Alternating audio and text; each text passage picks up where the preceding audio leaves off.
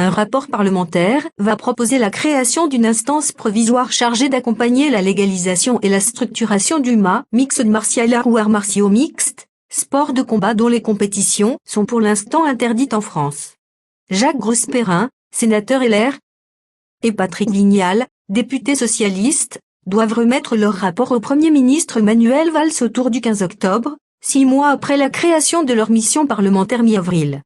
Et leur conviction est faite après quelques 150 heures d'audition qui se sont achevées le 7 septembre. D'un côté, on a les gens du qui sont assis sur un tas d'or mais ne peuvent pas s'entendre et sont incapables de se fédérer. De l'autre, on a des jeunes qui veulent du pas un ersatz, et à qui on ne peut pas toujours dire non, estime Patrick Vignal. Une fédération? Ennemi des interdits, le député de l'Hérault s'apprête, avec son collègue sénateur, à proposer à Manuel Valls et Thierry Braillard, secrétaire d'État au sport, la création d'une instance de contrôle qui serait chargée d'aider à la naissance et à la structuration du en France. Cet organe de contrôle serait composé d'une fédération ou confédération d'arts martiaux, de représentants du ministère, du Comité national olympique, de médecins et des 2 parlementaires auteurs du rapport qui se sont engagés à suivre leur mission durant 3 ans.